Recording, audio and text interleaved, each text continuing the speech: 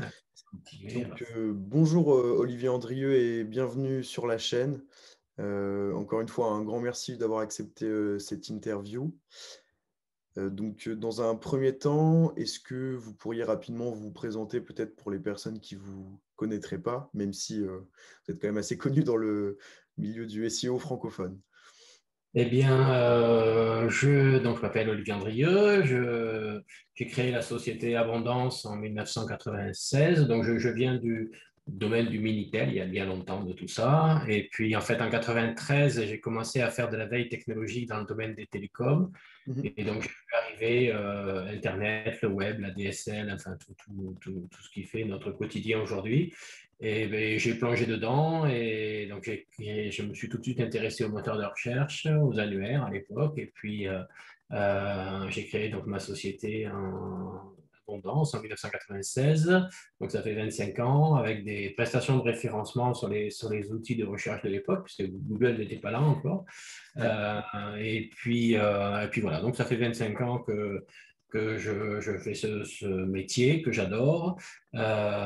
Et donc un livre à peu près par an, 25 livres à peu près sur le sujet, des sites, Abondance, Outil-Ref, Formatéo, la formation en ligne, enfin voilà, plein de réacteurs, la lettre d'information mensuelle, etc.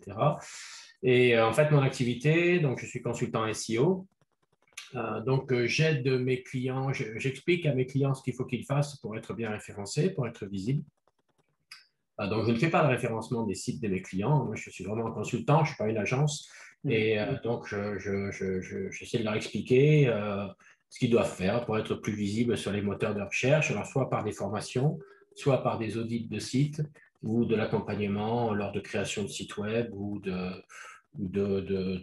refonte, etc. Donc, je travaille vraiment en one shot avec mes clients, Ok. ce qui me moi, j'ai toujours des clients, bien sûr, qui reviennent, mais ça me permet aussi de voir d'autres sites, beaucoup de sites très différents, avec des contenus complètement différents, ce qui me permet moi aussi d'apprendre au quotidien, parce que c'est quand même le but et le bon côté de ce métier, c'est qu'on apprend tous les jours.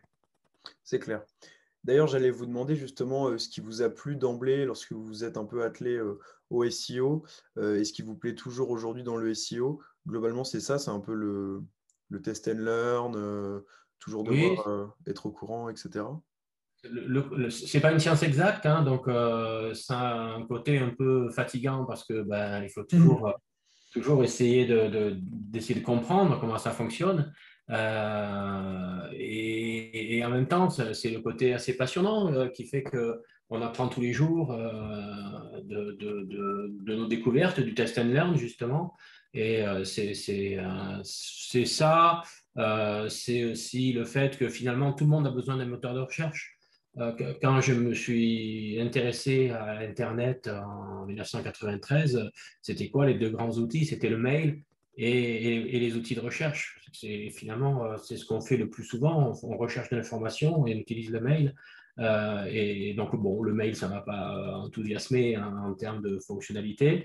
Et donc, je me suis tout de suite allé sur les outils de recherche. C'est aussi intéressant de voir le fonctionnement des outils de recherche, hein, comment ça fonctionne, mais également comment être visible et comment obtenir du trafic de qualité au travers d'un moteur de recherche. Donc c'est et ça évolue finalement beaucoup, même si les fondamentaux du SEO sont vraiment là depuis 10 ans. Hein, il n'y a pas eu de grosse révolution, mais la façon dont on peut traiter les fondamentaux évolue, elle, et c'est ça qui est assez intéressant à suivre. OK, ça marche, très clair. Si vous deviez vous adresser, tout de suite, aux entreprises qui peut-être commenceraient à considérer un peu le SEO, mais qui seraient un peu dubitatives et cetera, pourquoi est-ce que vous leur diriez de faire du SEO en 2021, que ce soit en interne, en externe, avec un prestataire, de manière générale? Bah déjà, bon, je pense qu'on c'est difficile d'être dubitatif sur le fait qu'il faut faire du SEO. Il suffit de regarder les stats. Le Mmh. SEO, c'est en règle générale 50% du trafic, hein. Donc effectivement, bah, ne pas faire du SEO, c'est passer à côté de 50% du trafic sur le site. C'est quand même un petit peu dommage. Alors, j'essaie de faire passer le message auprès de mes clients qu'il ne faut pas que ça soit plus de 50% aussi, parce que sinon on devient dépendant de trafic qu'on ne maîtrise pas obligatoirement, enfin qu'on ne maîtrise pas. Donc c'est peut-être un petit peu plus compliqué, mais voilà, c'est déjà, enfin, c'est normalement, la majeure partie du trafic sur un site vient du SEO. Donc effectivement, on ne peut pas passer à côté.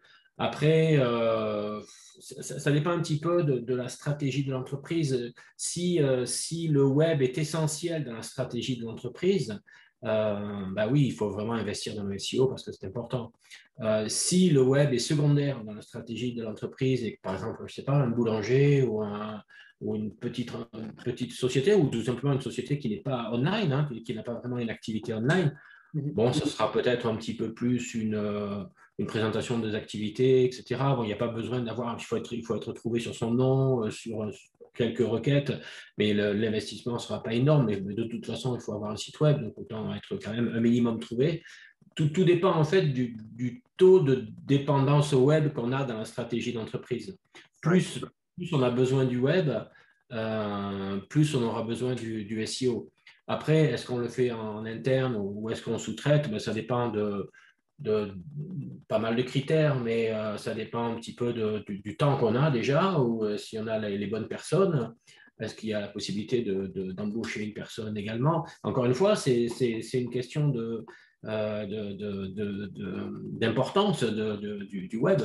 Si le web est super important, peut-être que ça vaut le coup d'avoir une personne en interne qui fait le SEO parce qu'il y a de quoi occuper une personne hein, sans aucun problème. Si le web est secondaire, ben, ma foi, on peut aussi sous-traiter quelques petites actions par an sans que ça coûte trop cher et ça suffit largement. Hein, c'est vraiment cette notion de dépendance du web par rapport à la vie de l'entreprise qui sera certainement la plus importante.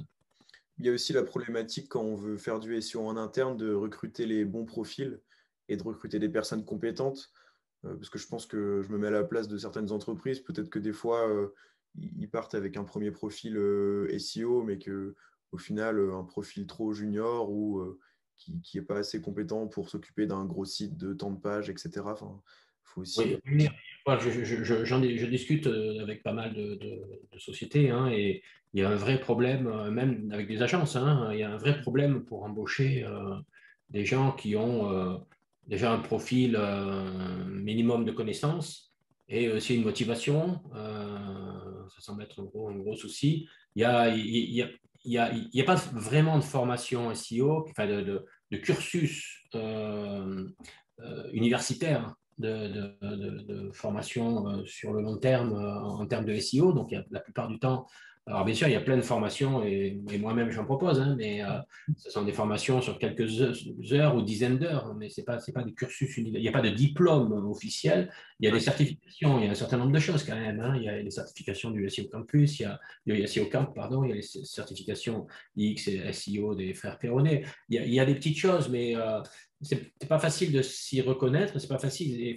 Effectivement, c'est un vrai problème de trouver le bon profil, hein, que ce soit pour ce qu'on appelle les SEO in-house, c'est-à-dire le SEO qui va travailler en entreprise, ou même les agences. Hein, toutes les agences cherchent des SEO et c'est un vrai problème. Hein, c'est un peu compliqué. C'est dommage parce qu'il y a une vraie demande. Mais il y a pas assez de candidats. Donc, bon, si ça intéresse un certain nombre de personnes qui écoutent cette vidéo, faut s'y mettre. Hein. Il y a du boulot, il y a de quoi faire. Et un bon SEO, c'est lui qui fait passer les entretiens d'embauche aux entreprises. Hein, C'est ça. clairement. C'est quelque chose que je vois aussi, donc ça confirme Mm. ce que je pensais.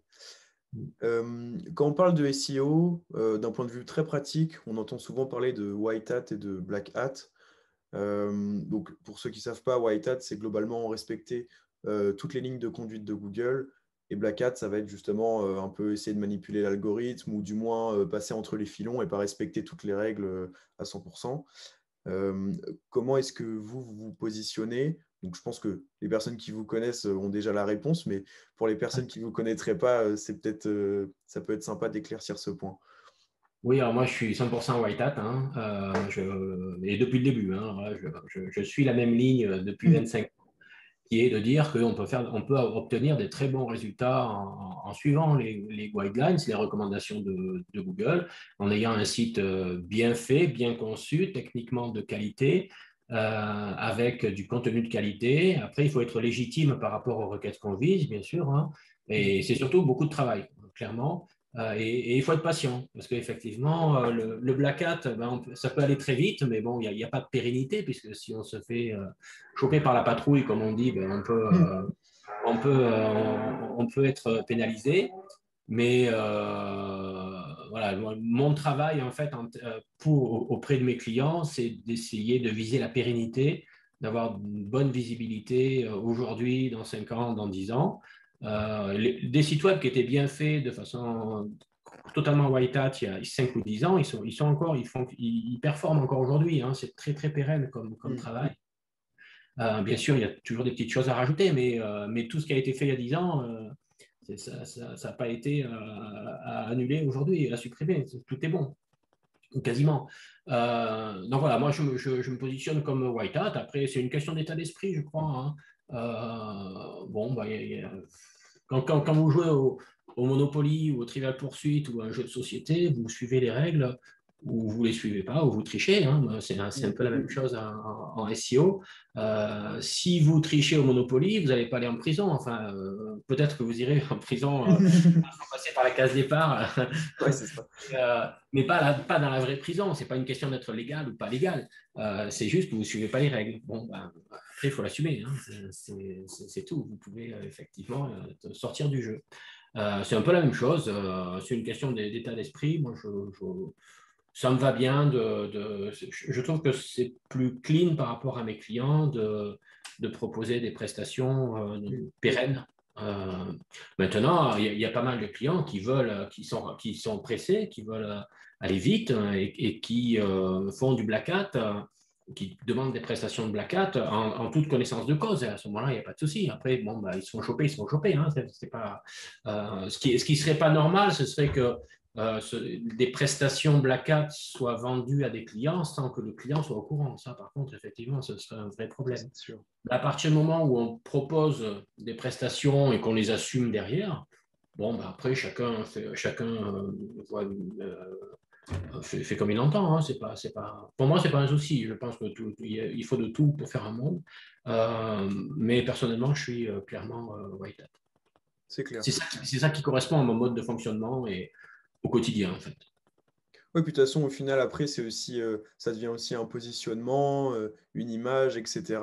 Donc, autant que ce soit aligné dès le départ avec fondamentalement qui on est et comment on voit les choses de manière générale, quoi. Oui, voilà. Ouais. Mais il y a une vraie demande pour le Black Hat. Hein, donc, bon, bah, s'il y a une vraie demande, à un moment donné, il y a une offre qui s'aligne. Hein, c'est logique. Non, c'est clair. Alors, du coup, là, ça va être la grosse question, un peu générale. Comment référencer un site façon Andrieux en 2021?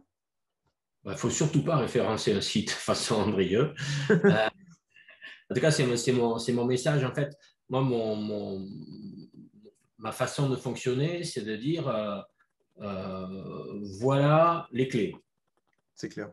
Voilà les clés, voilà les fondamentaux, voilà ce que vous pouvez faire, voilà comment moi je fonctionne. C'est ce que je dis dans mes livres, sur mes sites, dans mes vidéos, dans mes formations, etc. etc. C'est voilà les clés, voilà les fondamentaux et voilà comment moi je les applique.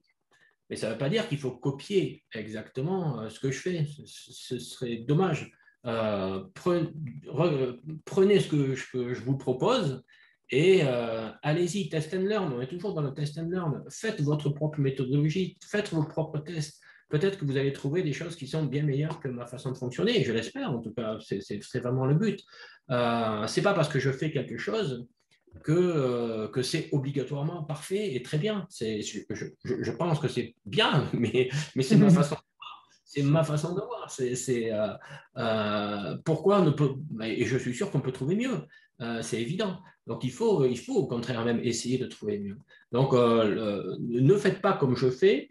Inspirez-vous-en éventuellement. Ça me ferait plaisir de voir que j'inspire des mais la vérité est ailleurs, comme on dit. Hein. La vérité, elle est dans votre façon d'inventer votre métier. C'est un métier où on invente, où on apprend, où on met en place des tas de choses différentes chaque jour. Et c'est possible. On peut mettre en place beaucoup de tests. Hein. Qu'est-ce qui empêche de dire, bah, tiens, là, je vais mettre 2 balisations, je vais mettre un title de 10 mots plutôt que de 8 mots, voilà, et puis je regarde ce que ça donne. Ah, tiens, c'est mieux, tiens, c'est pas mal, tiens, j'ai appris. Ah, non, c'est moins bien, mais c'est pas grave, on revient en arrière et puis on remet comme c'était avant. Mhm. Où est le problème? Où est le problème? On ne va pas être pénalisé parce qu'on fait des tests sur son site à partir du moment où on ne fait pas n'importe quoi et on ne fait pas du travail de bourrin, bien sûr. Hein. Mais on peut faire. Et en fait, ce qui est important dans ce métier, c'est qu'il faut être curieux et inventif. C'est vraiment important. Moi, je considère mon métier comme juste le fait de donner l'appel et puis allez-y, faites votre trou, quoi. Et où je donne les outils et puis ou les clés. Et puis maintenant, je vous donne les clés de la maison, hein, si vous voulez. Et puis voilà, habitez chez vous comme vous en avez envie. Donc, j'ai pas de. C'est pas, il faut pas faire comme moi, quoi. Enfin, il faut pas faire obligatoirement comme moi. Il faut On pas va faire l'inverse non plus, quoi. Pourquoi pas, après tout, je sais pas. Hein, On tout essaiera. est, En fait, c'est une question de bon sens, le SEO. C'est vraiment, vraiment souvent du bon sens. Moi, j'essaie de travailler avec bon sens, mais j'ai essayé, c'est un métier que je fais depuis 25 ans, donc j'ai emmagasiné un peu d'expérience, c'est normal. Hein. Il me semble qu'il y a des choses qui marchent plutôt bien, donc eh ben, j'arrive pas à garder un truc pour moi. Dès que j'apprends quelque chose, ma première envie, c'est de la diffuser. C'est comme ça, je suis né comme ça, j'y peux rien. Euh, donc, ce que j'ai appris, ben, je le mets dans les vidéos, dans les sites, dans les bouquins, un peu partout. Mhm. Mais ça reste une base de travail. Ça reste vraiment une base de travail à chacun. Et je pense qu'un bon SEO, il ne fera pas comme moi je fais. Bon, globalement, il devrait y avoir quand même une zone de rapprochement assez plus ou moins forte, j'imagine. Mais il y a plein de choses à faire encore, il y a plein de choses à inventer, à imaginer. Mais par contre, si vous trouvez des trucs, donnez-les-moi, ça m'intéresse. Je les diffuserai, hein, je suis désolé, mais, non, mais voilà, c'est un métier très, très imaginatif, très inventif et ce qui fait son charme à ce métier-là. Mhm. Donc voilà, donc ne faites pas comme moi, mais faites comme vous. Voilà, venez comme vous êtes, hein, venez comme vous êtes. Et puis imaginez le métier comme vous avez envie qu'il soit ou en fonction de vos tests. Et là, les résultats seront bons, seront mauvais, mais ce seront les vôtres. Et vous aurez appris. Et c'est ça le plus important. C'est clair. Et j'ajouterais aussi qu'on peut un peu tester différentes choses sur différents sites. Moi, je sais que par exemple, j'ai un petit blog où j'essaie un peu faire de black hat, etc., de résultats rapides.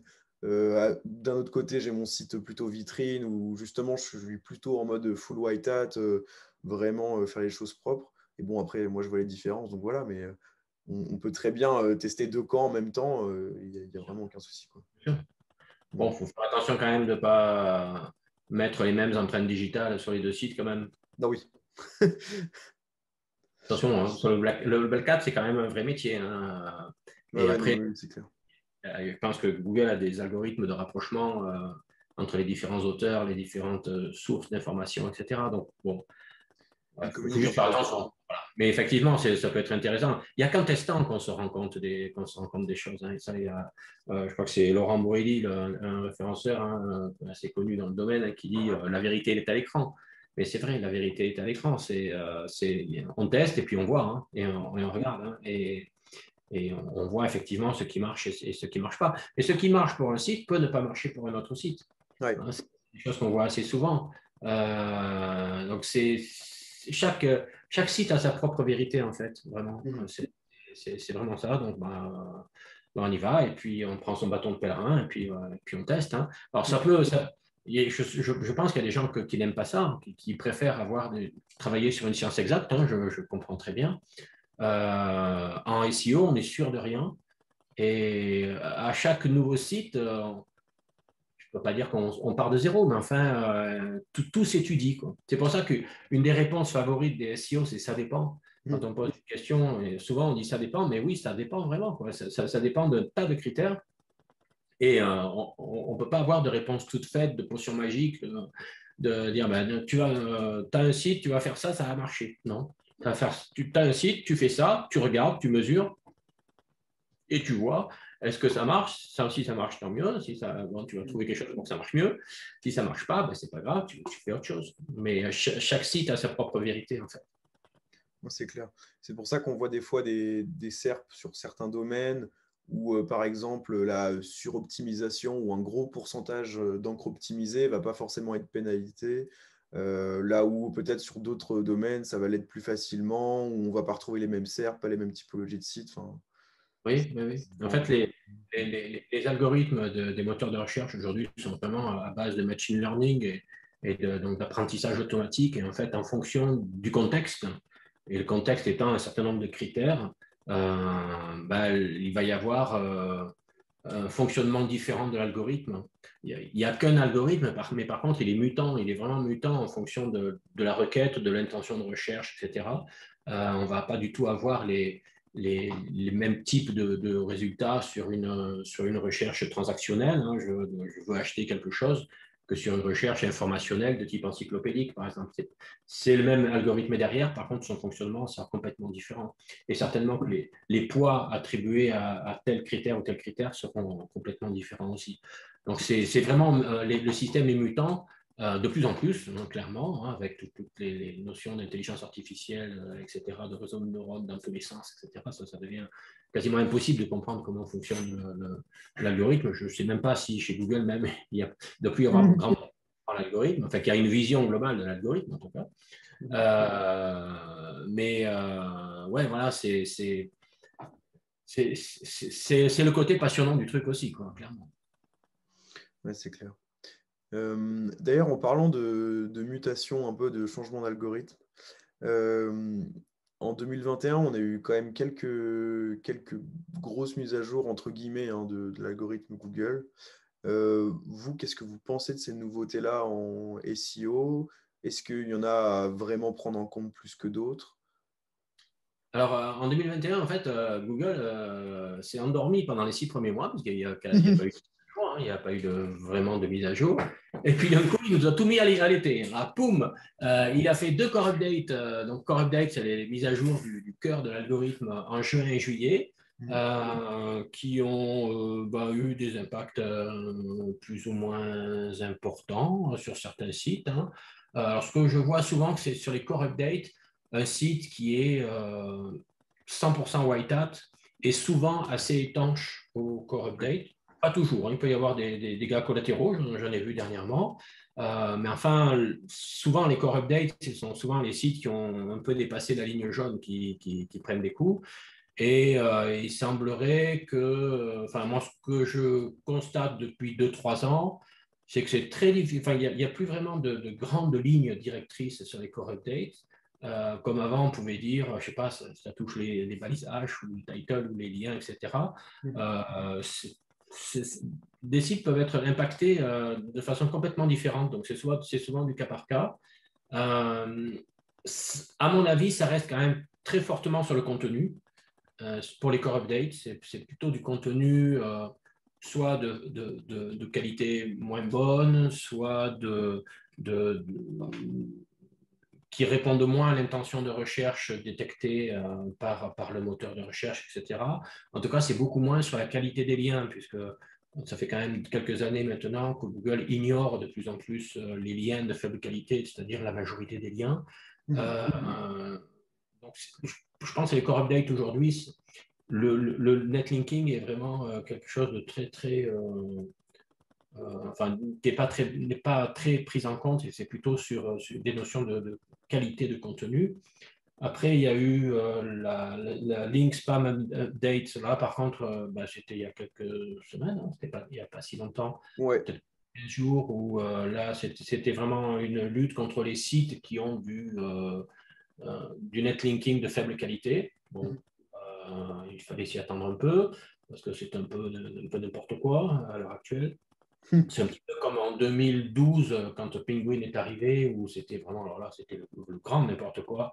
Et on pensait bien qu'il allait y avoir un filtre anti-spam sur le netlinking de faible qualité. Penguin est arrivé, il a bien tout cassé. Bon, il était temps. Là, ça fait quand même quelques années que là aussi, il y a pas mal de choses qui se passent en termes de netlinking de faible qualité. Donc, pour le moment, je n'ai rien vu vraiment passer au sujet de cet algorithme, mais il a à peine été lancé là. Donc, on va voir ce que ça donne. On verra. Il y avait une vraie nécessité de faire un travail de nettoyage en termes de netlinking par Google. Et puis, il y a eu donc la mise à jour Page Experience le 15 juin, qui est sur, grosso modo, enfin, bon, tout ce qui est compatibilité mobile, HTTPS, temps de chargement des pages, etc. Bon, Google avait dit qu'il y aurait très peu d'impact et il y a une étude qui est sortie il y a quelques jours là, pour dire qu'effectivement, entre le 15 juin et le 15 juillet, il n'y avait eu aucun impact de cet algorithme. Donc, bon, on s'en doutait, hein, il n'y a pas eu de grosses surprises là-dessus. Le temps de chargement des pages, c'est bien pour les internautes, bien sûr, il faut que ça aille vite. Pour des gros sites, c'est bien pour le crawl, mais ce n'est pas avec ça qu'on fait du SEO aujourd'hui, clairement. C'est un peu malheureux parce qu'on voit des agences SEO qui vendent du vent à des prospects en disant que le site est trop lent, etc. Il faut l'accélérer parce que c'est bien, vous serez mieux classé. C'est totalement faux. On n'est pas loin de l'arnaque quand même quand on dit des choses comme ça. Et c'est des choses malheureusement que je lis et que j'entends beaucoup. Je trouve ça un peu dommage d'avoir ce type de discours. C'est vraiment des gens qui font ça, c'est vraiment des agences qui n'ont pas du tout testé, ou tout simplement qui veulent vendre des prestations à forte marge. Mais on ne fait pas du SEO aujourd'hui en accélérant un site, c'est n'importe quoi. C'est totalement faux. Bon, voilà, c'est ce type de choses. Mais sinon, oui, Page Experience, on verra. C'est prévu pour se terminer fin août. Bon, je ne pense pas qu'il y aura de gros impacts. Logiquement, en règle générale, hein, un site qui est bien fait, il est étanche à ces mises à jour Google. C'est plutôt des filtres anti-spam, c'est plutôt des arrangements des algorithmes, mais sauf dégâts collatéraux qui peuvent arriver, hein, ça c'est clair. Mais si vous avez un site qui est bien fait, bien conçu, bon, les mises à jour Google, normalement, ça doit vous passer au-dessus de la tête, quoi. C'est ça. Et si vous avez un site qui est très très bien fait, que tout va bien, mais qu'une mise à jour vous met quand même entre guillemets en galère, bah, sachez que tout le monde doit être en galère et même les meilleurs sites du coup. Oui, bien sûr, hein, bien sûr. Ça peut arriver, hein. J'ai eu le cas dernièrement d'un client qui a perdu 20% de trafic à la mise à jour de début juillet. Ouais. Bon, on a travaillé, il y a certainement des problèmes de contenu, il y a certainement mais voilà, bon, ben, c'est du cas par cas. C'est vraiment du sur-mesure et du cas par cas. On ne peut pas dire les core updates aujourd'hui, c'est ça, et si vous corrigez ça, ça va fonctionner obligatoirement. Non, non, c'est vraiment que du cas par cas et du travail d'analyse derrière pour essayer de comprendre ce qui se passe. C'est clair. Alors du coup, la dernière petite question de cette interview, vous en avez déjà un peu parlé, mais globalement, si vous deviez donner quelques conseils pour apprendre le SEO en 2021, ce serait, j'imagine, l'accès autour de la pratique et aussi de la théorie. Mais qu'est-ce que vous recommanderiez vraiment à quelqu'un qui souhaiterait se lancer là tout de suite dans le SEO? Alors, déjà, il faut lire des bons livres. J'en étais sûr. Suivez mon regard. Ensuite, il faut faire des bonnes formations. Suivez mon regard. C'est marqué derrière, là. Ouais, bah, oui. Non, voilà, il faut avoir les fondamentaux. La formation, site web, vidéo, livre, voilà, en fait, comme vous voulez, il y en a un certain nombre. Mais il faut acquérir les fondamentaux, ça c'est sûr. Et une fois qu'on a fait ça, ben, on me pose souvent la question, j'ai une formation qui s'appelle Formacio, qui fait de la formation en ligne, et on me pose souvent la question, est-ce que après avoir fait Formacio ou après avoir lu tel livre, est-ce que je serai un expert SEO? Bah non, je suis désolé. Non, c'est pas parce qu'on a regardé un tuto sur YouTube pour faire du pain qu'on est obligatoirement boulanger. Et qu'on fait une très bonne baguette. C'est juste que bah, après, il faut de la pratique. Hein. Allez, les mains dans le cambouis, les mains dans le pétrin. Et puis on y va. C'est pour ça que il faut acquérir les informations, enfin les données de base, les connaissances de base. Ça, c'est obligatoire. Mhm. Mais après, on n'est rien si on ne les a pas mis en place. C'est que comme ça qu'on apprend. Et en fait, on fait un site, on fait un blog, on fait ses propres sites web. C'est tellement facile à faire un site web aujourd'hui. Et puis, allons-y, quoi. Hein. On y va, on essaie, on comprend. On connaît des échecs. Hein. J'avais fait une vidéo sur Abondance qui disait que le SEO, c'est avant tout l'échec, mais c'est complètement ça. Il n'y a qu'en subissant des échecs qu'on apprend. Et c'est Ouais. pas grave, on en fait tous, hein, il n'y a aucun problème. C'est pas vraiment des échecs, c'est de l'apprentissage. Hein. Soit on gagne, soit on apprend. Hein. C'est vraiment ça. Et donc oui, faut y aller. Et puis, faut essayer de comprendre, il faut analyser, il faut mesurer. Mais il n'y a que la pratique. Il y a qu'avec la pratique, finalement, apprendre les fondamentaux du SEO, bon, bah, c'est bon, une formation, un bouquin, voilà, en une semaine, on les a, quoi. Si on a bien bossé, on a les fondamentaux, c'est pas très compliqué. Mhm. Après, ce qui est plus compliqué, c'est avoir un peu plus d'expérience et y aller, ouais, et mettre les mains dans le cambouis, ou ouvrir le capot du moteur et mettre les mains dans le cambouis. Il n'y a que comme ça qu'on apprend. Alors, le SEO, c'est vraiment que comme ça qu'on apprend, et c'est d'ailleurs une façon assez sympa d'apprendre, je trouve.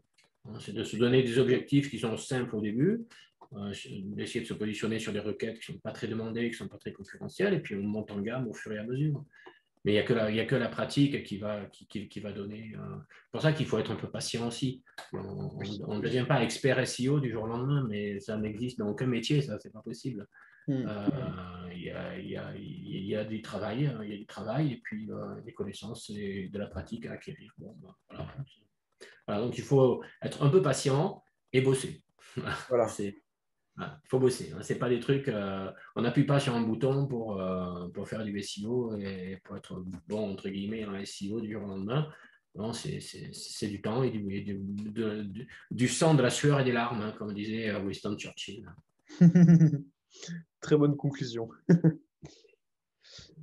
Eh bien, je crois que qu'on a fait globalement le tour un peu des questions, etc. Je pense que ça a permis aux gens qui nous écoutent d'en savoir plus peut-être un peu sur le SEO, comment faire un peu en 2021, quel état d'esprit adopter, etc. Est-ce que, Olivier, vous auriez d'autres points que vous souhaiteriez aborder? Sinon, n'hésitez pas. Bien, non, ma foi, je pense qu'on a abordé pas mal de sujets. Donc, Ouais, vous voulez vous tenir au courant du SEO, allez sur abondance.com. voilà. Formation quotidienne dans le domaine. Ouais. Non, non, franchement, ouais, abondance.com est un super site. Rien que pour la veille, j'y vais souvent aussi. En Euh, fait, c'est ma veille que je mets en ligne, hein, tout simplement. c'est ça. Je travaille 2 heures par jour pour faire de la veille, et je pense que c'est très important de faire de la veille dans ce domaine. Et puis, tant qu'à faire de la veille, ben, ce que je disais, autant que tout le monde en profite. Donc, je la mets en ligne. C'est clair. C'est clair, c'est clair. Eh bien, merci beaucoup, Olivier, hein, encore une fois, d'avoir accepté l'interview. C'était très sympathique. Et puis, bah, à tout le monde, à la prochaine. Merci, à la prochaine aussi.